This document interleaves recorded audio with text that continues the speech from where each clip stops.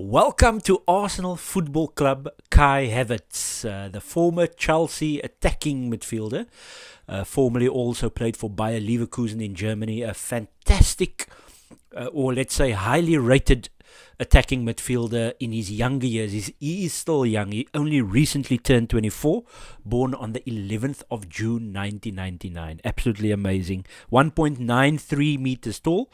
His position is said to be centre forward, but he can play left or right 8. He can play in the 10 position, and he can play left and wide forward. So probably one of the main reasons why Arteta wants him so badly, we assume Arteta wanted him badly, is due to his versatility. And I also think something that I've brought up quite a bit is that he is actually a very smart player. So obviously Arteta likes these smart, intricate players, the likes of Trossard as well in there, Jesus as well, and it's going to be very interesting to see how he fits in. So just some more stats. He's got 37 international caps for Germany, 13 goals. So he's not really a goal-scoring player, doesn't really create that much. So it's going to be very interesting to see where Arsenal will employ Mr. Kai Havertz. Born in Aachen, Deutschland, Germany. His current transfer mark rating is 55 million euro. Arsenal's very likely going to pay around about 50 million over 3 years. And obviously, in those 3 years, there's going to be easily obtainable and difficult obtainable add-ons, which could push this deal 65 million and beyond. So very likely 50 million pounds plus 15 million in add-ons, or 10 to 15 million in add-ons.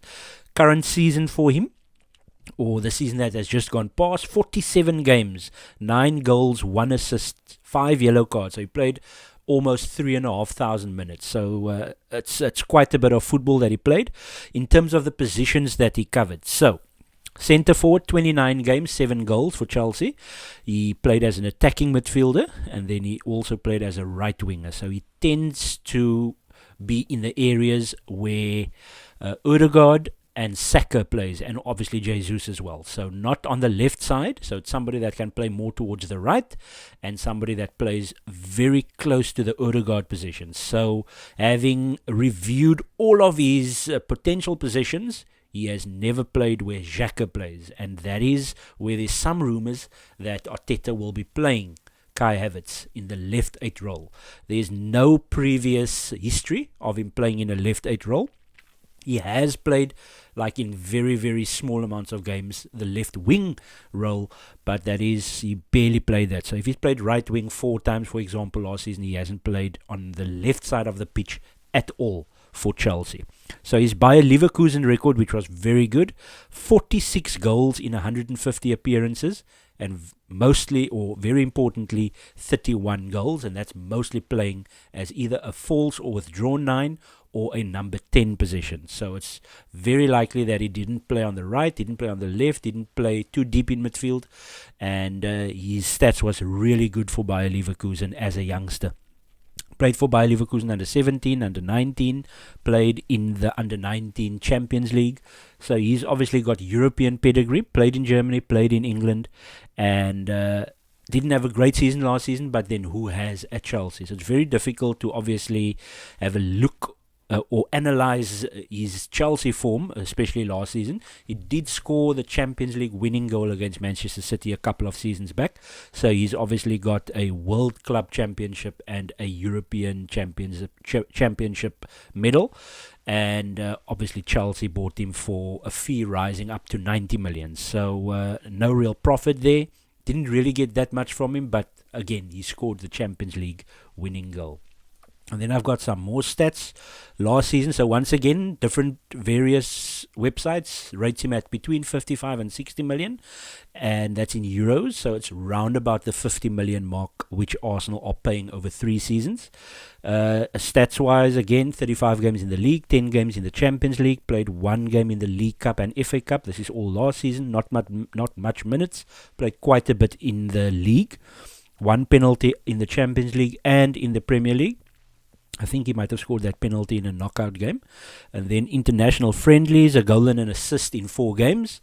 2 goals in 5 games in the UEFA Nations League. And he actually scored 2 goals in 2 games in the World Cup. I can honestly say I don't remember that. So per 90 minute stats in the Premier League, so he has 0.24 goals per 90 minutes, so 7 goals in total. That's an 83% percentile. Not really good with assists, in the 44% percentile. His goals and assists per 90 is in the 72nd percentile, as they put it. So the stats isn't great for last season. It was a difficult season for Chelsea.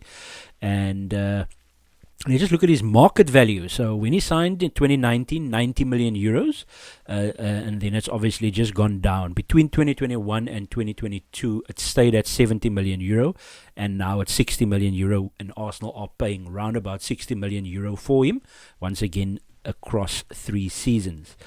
Some interesting other stats. Annual salary at Chelsea is around about 8.9 million, so I'm assuming that is in the vicinity of 200,000 euros per week, if not slightly more. And then his minutes per goal, 368, so that's not great. Expected XG goals over a period of time, 6.02. Non-penalty XG, that's in total 5.32 over a season. So according to the stats, he has slightly outperformed his XG for the season, because his XG is supposed to be around about 6. He scored 7 goals, so he slightly outperformed that. So he's in the 94 percentile in terms of shots taken, so total shots 60, 31 out of 60 on target. So again, these stats are in the 50%, and yeah, it's not great. He's obviously assists very low, expected assists very low. So once again, that's got to do with more the team structure at Chelsea. Successful passes, 680 out of 822, also quite a low percentile. His pass completion rate, 82%, so that is decent. Key passes also quite high, 35, 11 crosses, but then again poor in terms of how many of those 11 crosses were successful. So he's quite poor in terms of that. He's got quite a high dribble rate, 75 percentile. So obviously Arsenal's got quite a few players that is in the 80 to 95 percentile group, because we've got quite a few dribblers and excellent dribblers, especially our front three in Gabriel Jesus as well as Martinelli and Saka. So they are quite high in the dribbling. In fact, I won't be surprised if Martinelli and Saka should be in the top 5. Successful dribbles poor, 15, and then his success rate 28%, so quite poor when it comes to his success rate. So you can dribble, but how successful are you at those dribbling stats? And then offside in the 98% percentile. So in his false 9 role, he was offside 28 times, so that's not great. So he got 5 cards, which was his worst disciplinary record across a season since he became a professional, but only 5, so that's not that much. Committed 57 fouls, 24 against. So these things are misleading. They can be boring because it's about the team structure that you're in, who's the players around you, where are you in the league position, are you getting along with the coach, is there many changes in the coaching staff? So there was obviously all these changes when it comes to Chelsea. Only took 1 penalty, and he scored the penalty. That's in the league. And then, is there anything else that's interesting? Just some quick facts on the season before. He only played 1,813 league minutes, where this season he played 3,000. And there was here and there injuries. I don't remember him having a very big injury record. And then 30 games the season before that, isn't it? No. So he's obviously had 3 seasons at Chelsea. So 29 games the season before this one that just passed.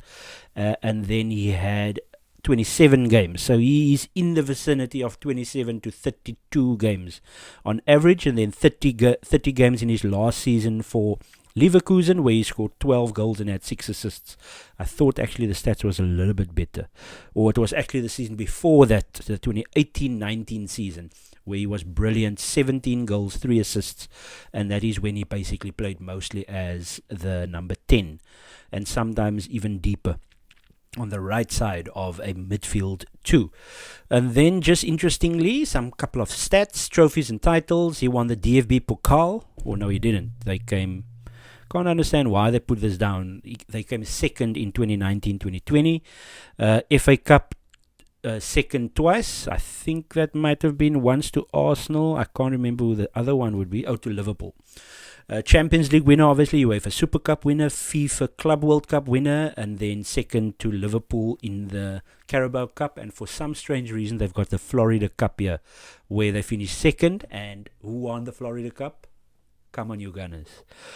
So his injury record, the most recent ones, injury records, this is generally ones that are, I don't know if it's long term.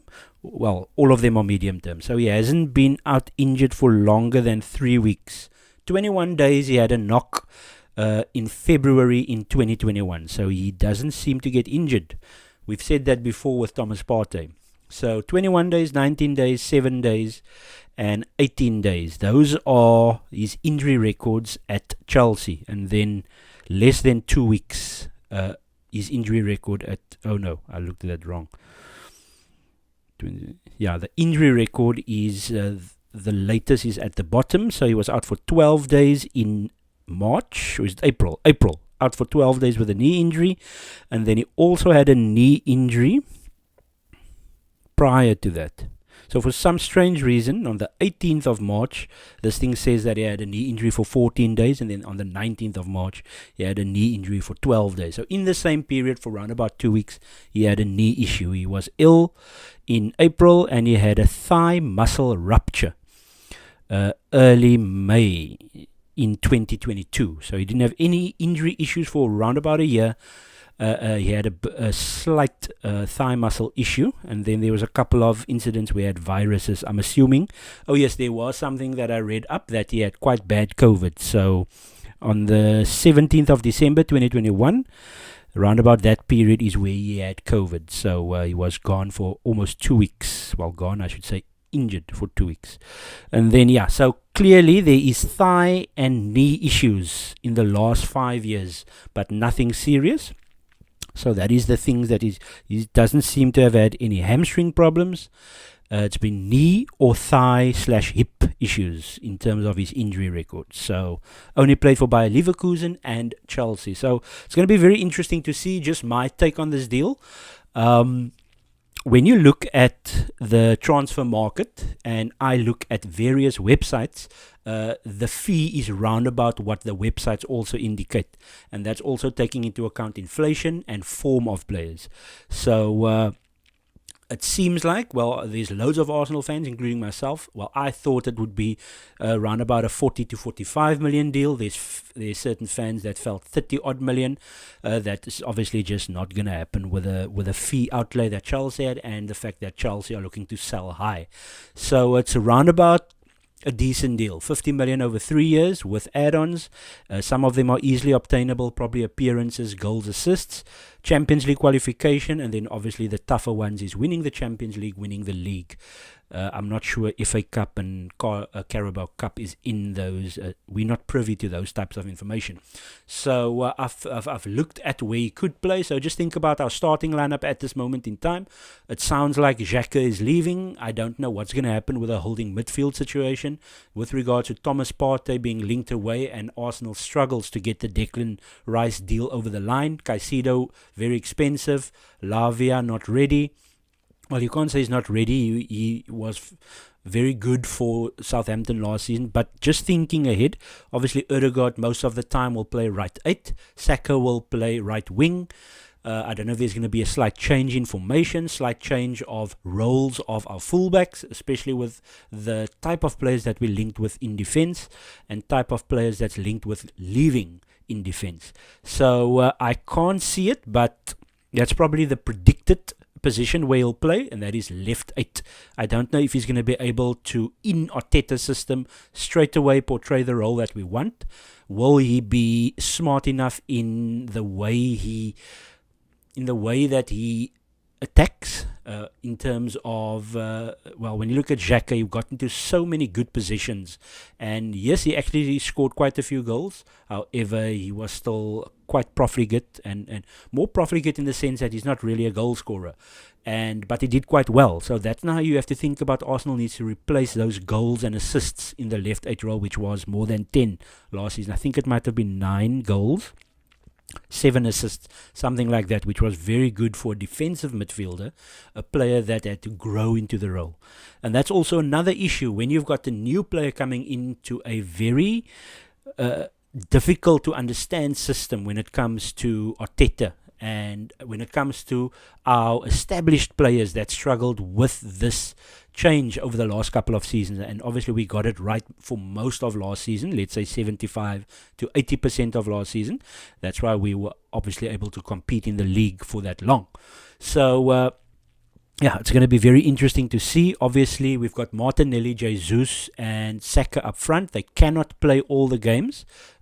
Jesus obviously was out for 4 months with a serious knee issue last season. So hopefully we get to see all of Jesus and, I don't know, possibly push 20 goals. Martinelli push 20 goals. And Saka pushed 20 goals next season. So if you've got a situation where it was similar to Liverpool, where they had Firmino, Mane, Salah, if the one has an off day, the other two will get you, all three will get you, or one of the three will get you. The one of the three will score a brace or a hat-trick. So we need to get into that position where our front forwards, who were at times, even in games that we dominated, we then obviously didn't put away all our chances. We still scored quite a lot of goals, a record amount of goals for our Arsenal team in the Premier League, but we were still profligate for quite a bit of last season, especially in the games that we dominated near the end of the season, and also the big games that we couldn't quite pull through, specifically Liverpool, when we had them by the throat, West Ham when we had them by the throat, and we couldn't lay a glove on City in any of the games. So it's going to be interesting to see where Arteta plays Kai Havertz. I don't know. I honestly don't know if it's going to be false withdrawn 9 or is it going to be left 8. Is it going to be just a replacement for Saka at times? But it's going to be interesting to see. It's quite an outlay of money, and it's an intelligent player that's actually got a decent injury record, but we do need squad depth, so that is very important for this deal. So Kai Havertz, I am not entirely convinced with fee and with output of player and where he's going to play. So that's what makes this very interesting. Come on, you Gunners, and welcome Kai Havertz.